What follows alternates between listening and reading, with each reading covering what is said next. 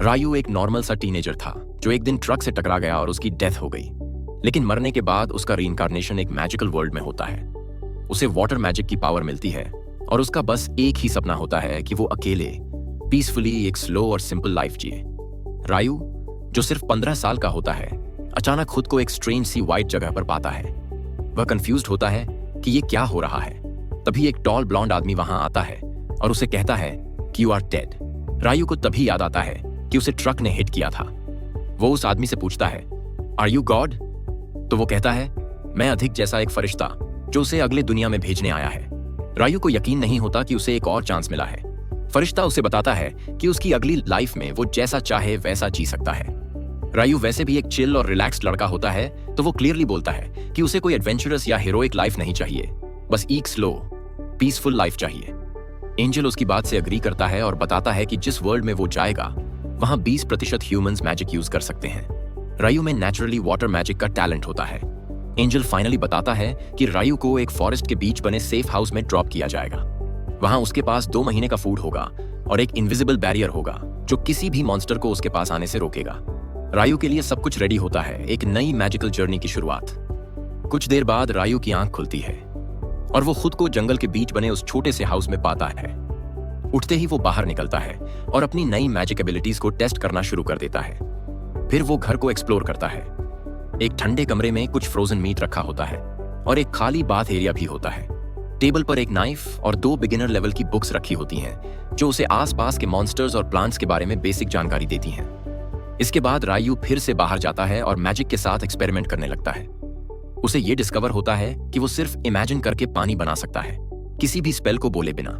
वो गर्म पानी से नहाना चाहता है, लेकिन फिलहाल वो सिर्फ रूम टेम्परेचर का वाटर बना पा रहा होता है। इसलिए वो डिसाइड करता है कि आग जलाकर नहाने का पानी गर्म करेगा।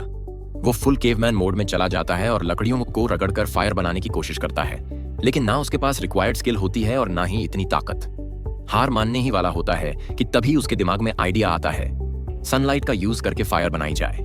इसके लिए वो डिसाइड करता है कि आइस से एक लेंस बनाएगा।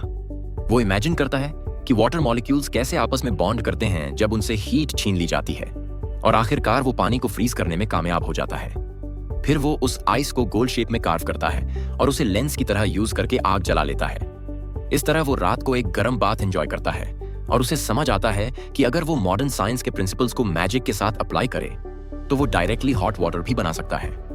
अगले दिन सुबह रायू कुछ ड्राइड मीट का ब्रेकफास्ट करता है और सोचता है कि अब उसे अपनी ऑफेंसिव पावर बढ़ानी होगी, क्योंकि जब उसका स्टोर्ड फूड खत्म हो जाएगा तब उसे मॉन्स्टर्स को हंट करना पड़ेगा। वो एक ट्री को टारगेट बनाकर वाटर बॉल शूट करने की प्रैक्टिस शुरू करता है। पहली ट्राई में ही उसका निशाना लग जाता है, लेकिन ट्री को कोई डैमेज नहीं होता। रायू इससे परेशान नहीं होता, बल्कि डिसाइड करता है कि अब वो हाई प्रेशर वाटर जेट से अटैक करेगा जिससे रियल पावर जनरेट हो। लेकिन जब वो ट्राई करता है तो पानी में उतना फोर्स नहीं आ पाता और लगता है जैसे उसकी हैंड से पी निकल रही हो।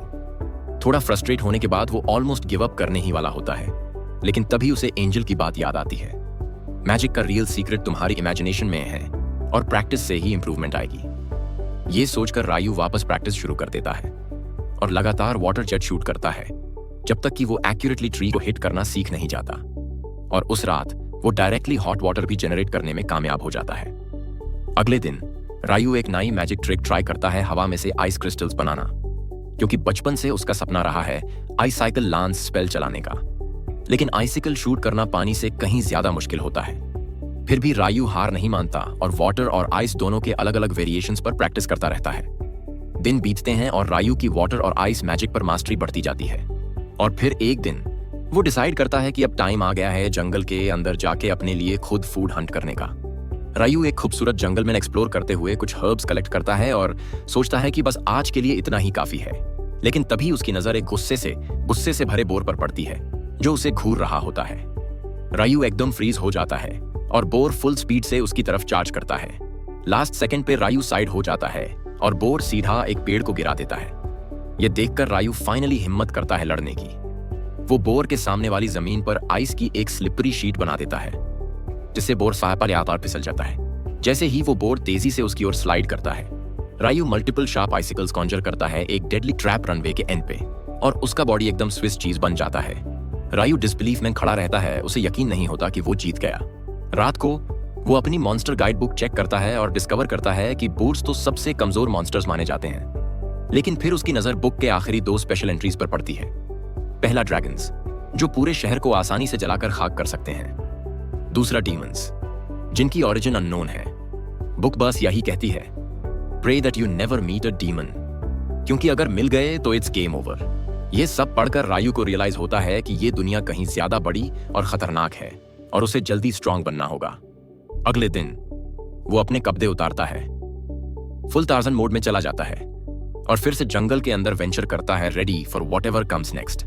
इस बार एक खतरनाक शिकारी पक्षी, जिसे असैसिन हॉक कहा जाता है, अचानक रायू पर अटैक कर देता है। वो जैसे तैसे उसकी पहली स्ट्राइक से बच जाता है। वो ह्यूज बर्ड फिर हवा में से इनविजिबल विंड स्लैशेस भेजता है जो किसी तलवार की धार जैसी होती हैं। रायू समझ जाता है कि ये मॉन्स्टर उसके लेवल से बहुत ऊपर है। वो फौरन भागने लगता है और भागते हुए अपनी पीछे आइस ब्लॉक्स क्रिएट करता है ताकि वो स्लैशेस उसे हिट ना कर सकें। फिर वो उस बर्ड पर वाटर जेट शूट करता है, लेकिन असैसिन हॉक बड़ी इजीली उन सभी को डॉज कर देता है। तभी वो बर्ड रायू की तरफ फुल स्पीड में चार्ज करता है। रायू तुरंत एक आइस वॉल बना देता है और हॉक सीधा उससे टकरा जाता है। टक्कर इतनी जोरदार होती है कि हॉक की एक आई निकल जाती है। घायल होकर वो बर्ड पीछे हट जाता है और उड़कर चला जाता है। रायू की जान में जान आती है, लेकिन उस चेस के दौरान रायू जंगल में रास्ता भूल जाता है। रास्ता ढूंढते ढूंढते वो एक ग्लोइंग लेक के पास पहुंचता है। वहां पानी की सतह पर खड़ा होता है एक हेडलेस नाइट और एक हेडलेस हॉर्स। रायू की आंखें फटी की फटी रह जाती हैं। फिर अचानक वो नाइट उसकी तरफ टर्न करता है। सौभाग्य से रायू किसी तरह वापस अपने घर सेफली पहुंच जाता है। इसके बाद भी रायू जंगल एक्सप्लोर करता रहता है, स्ट्रॉन्गर मॉन्स्टर्स से लड़ता है और अपनी अटैक मैजिक को लगातार इंप्रूव करता है। रात को वो वापस उसी लेक पर जाता है जहां वो हेडलेस नाइट उसका इंतजार कर रहा होता है। रायू अपनी मॉन्स्टर वाली बुक चेक करता है, लेकिन वहां दुल्लाहान या हेडलेस वॉरियर्स का कोई जिक्र नहीं होता। वो सोचने लगता है, क्या ये अल्ट्रा हाई लेवल मॉन्स्टर्स हैं या फिर ये एक्चुअल मॉन्स्टर्स की कैटेगरी में ही नहीं आते। हालांकि ये सब मैटर नहीं करता, क्योंकि रायू यहां स्पार करने आया है।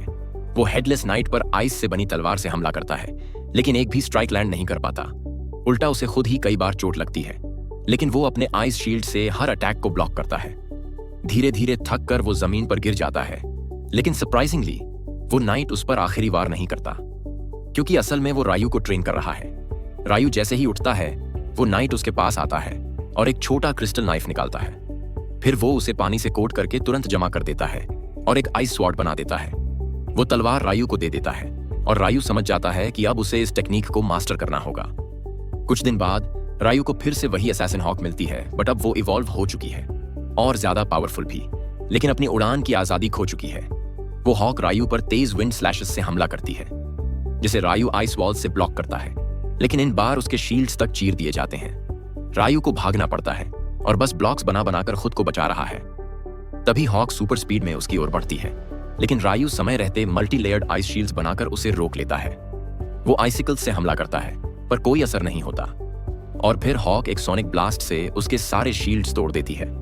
रायू समझ जाता है कि अब हालत सीरियस है, और तभी हॉक एक थंडरबोल्ट से उस पर लिटरल और मेटाफोरिकल शॉक कर देती है। हॉक उसे खत्म करने आती है, लेकिन रायू अपने क्रिस्टल सोर्ड से उसका हमला पैरी करता है।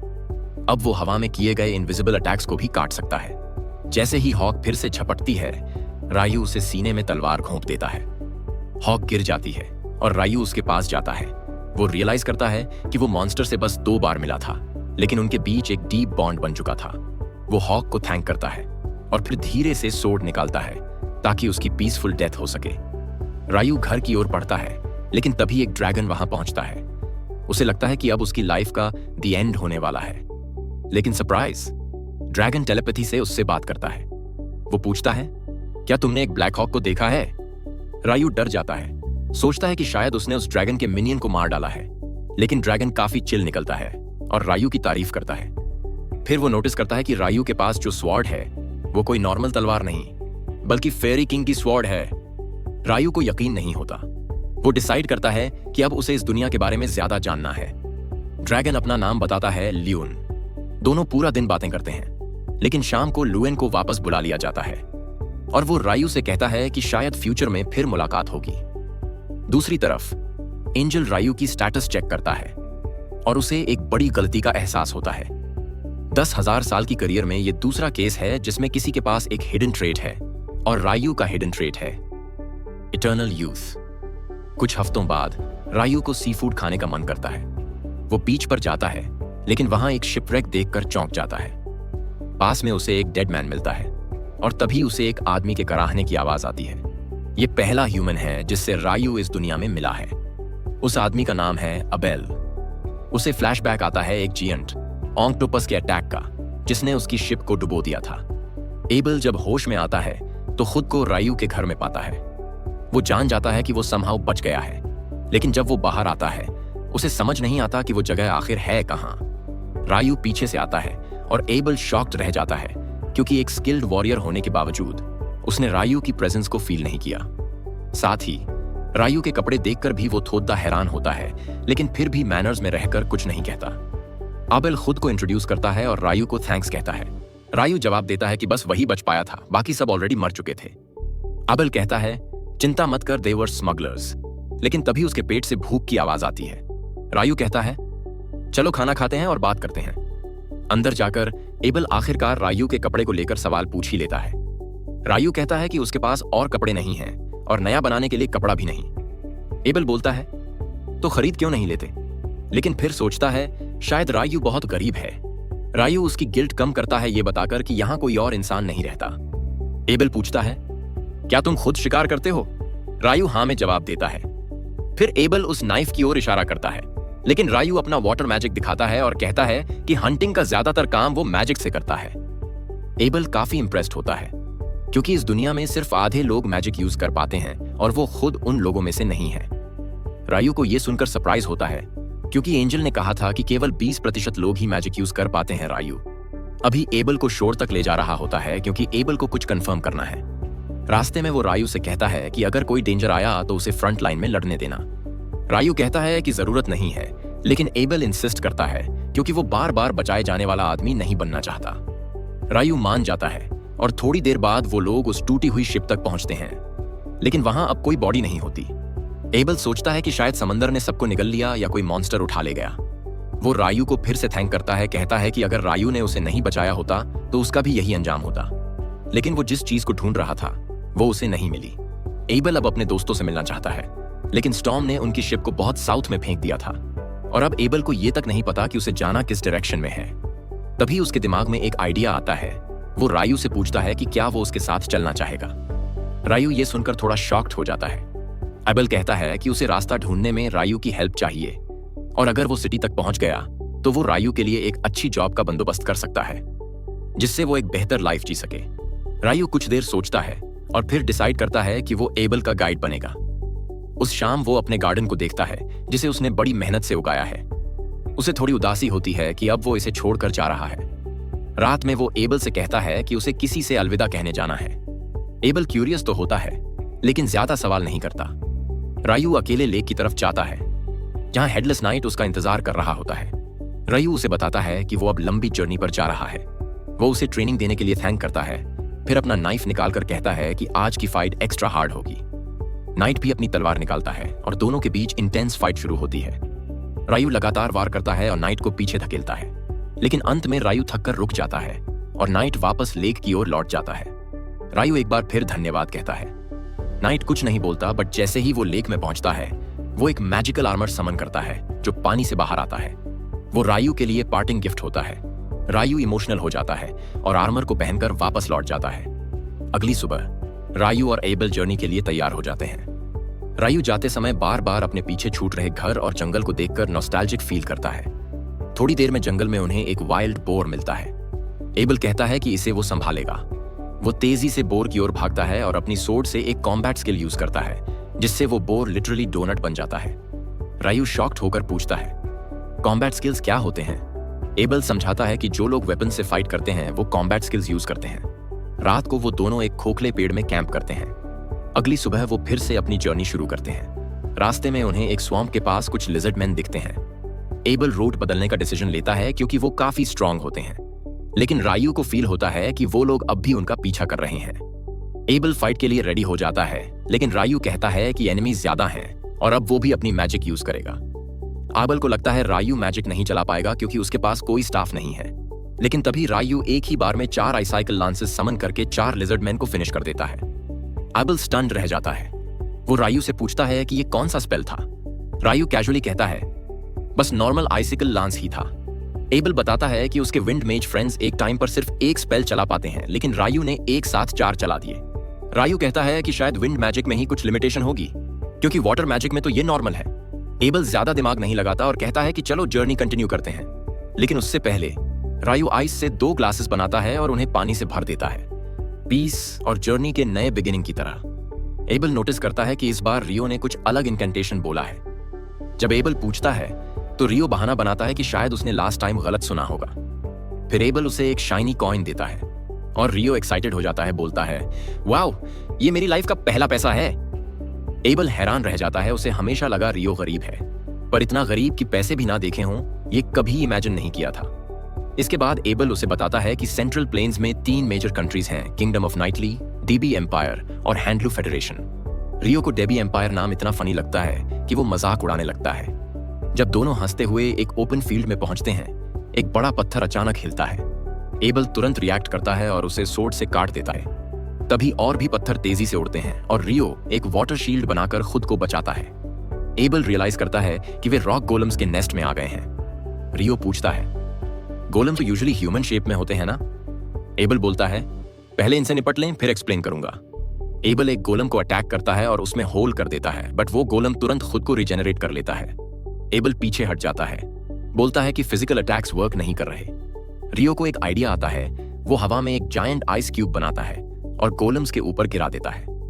एबल स्टन्ड रह जाता है। What kind of magic is that? Rio वही ट्रिक दोहराता है और सारे गोलम्स को डिफीट कर देता है। उन्हें एक खास गोलम मिलता है जिसमें बड़ा मैजिक स्टोन होता है। एबल बोलता है ये महंगे दाम में बिकेगा। रियो कहता है बाकियों से भी निकालता, but I am too lazy to melt the ice. Journey फिर से शुरू होती है और आगे उन्हें एक बेहीमथ दिखता है, एक क्रॉक और हिप्पो का फ्यूजन। एबल शॉक्ड होता है, बोलता है ये बहुत रेयर और पावरफुल मॉन्स्टर है। रियो पूछता है shall we hunt it? Abel डरते हुए बोलता है इम्पॉसिबल। तभी कुछ वाइवर्न्स आते हैं और रियो एक्साइटेड हो जाता है। Monster battle time. वाइवर्न्स उस पर मैजिक रॉक्स फेंकते हैं, लेकिन बेहीमथ रोर करता है और उनका मैजिक वैनिश हो जाता है। डिनर के वक्त एबल मैजिक कैंसलेशन स्किल के बारे में पूछता है। रियो एक्साइटेड होकर डंजन की बात सुनता है। एबल बताता है कि लोन नाम की सिटी में एक डंजन है। रियो नाराज हो जाता है, इतनी इंपॉर्टेंट बात पहले क्यों नहीं बताई? थोड़ी देर बाद वो एक माउंटेन रेंज में पहुंचते हैं। रियो कॉन्फिडेंटली कहता है कि पहाड़ पार करते ही ह्यूमन सेटलमेंट मिलेगा। एबल पूछता है हाउ डू यू नो? रियो सोचता है कि क्या बताऊं कि एक ड्रैगन ने बताया था, बट फिर टाल देता है। It's knowledge beyond human understanding. तभी अचानक एक लाउड आवाज होती है। स्काई में एक ग्रिफिन आता है। दोनों डर से जम जाते हैं। एबल को पैनिक अटैक आने लगता है, लेकिन रियो स्मार्टली मीट का टुकड़ा हवा में फेंकता है। एबल भी वही करता है। ग्रिफिन दोनों पीसेस खाकर चला जाता है। दोनों राहत की सांस लेते हैं और अग्री करते हैं कि ऐसे मॉन्स्टर से लड़ते तो बचना इम्पॉसिबल था। एबल कहता है कि पिछले 100 सालों में किसी ह्यूमन ने ना बेहीमथ देखा ना ग्रिफिन। ऊंचे पहाड़ शायद इन खतरनाक मॉन्स्टर्स को ह्यूमन सेटलमेंट्स तक पहुंचने से रोक रहे हैं। तभी रियो को याद आता है कि जो वाइवर्न्स ने बेहीमथ से फाइट की थी वे नॉर्थ से आए थे, मतलब उनका नेस्ट कहीं पास ही है। और वो सही निकलता है, क्योंकि थोड़ी देर में उन्हें कुछ वाइवर्न्स एक मॉन्स्टर का मांस खाते हुए मिलते हैं। रियो तुरंत लड़ने के लिए तैयार हो जाता है, लेकिन एबल उसे समझाता है कि एक वाइवर्न से लड़ने के लिए कम से कम 20 एक्सपीरियंस्ड एडवेंचरर्स की जरूरत होती है। रियो कहता है कि फ्यूचर में इनसे लड़ाई अनअवॉइडेबल है और पूछता है कि अगर वो वाइवर्न्स को जमीन से चिपका दे तो क्या एबल उन्हें क्लोज कॉम्बैट में हरा सकता है? एबल हाँ में जवाब देता है और रियो तुरंत एक्शन में आ जाता है। वो एक लंबा फेक स्पेल चांट करता है, लेकिन असल में बस 4 बर्फ की नुकीली आइसिकल समन करता है जो वाइवर्न्स के विंग्स में घुस जाती हैं। एबल इस मौके का फायदा उठाकर उनके सिर उड़ा देता है, लेकिन तभी 2 और वाइवर्न्स वहां आ जाते हैं। इस बार रियो बिना किसी स्पेल के ही सीधे आइसिकल से उन्हें जमीन से बांध देता है। एबल को रियो की इस मैजिक पर थोड़ा डाउट होता है, फिर भी दोनों मिलकर सारे वाइवर्न्स को हरा देते हैं और उनके मैजिक स्टोन्स कलेक्ट कर लेते हैं। इसके बाद वे नॉर्थ की तरफ अपना सफर जारी रखते हैं और यहीं पर यह वीडियो खत्म होता है। अगर आपको स्टोरी पसंद आई हो तो लाइक जरूर करें और चैनल को सब्सक्राइब करना ना भूलें।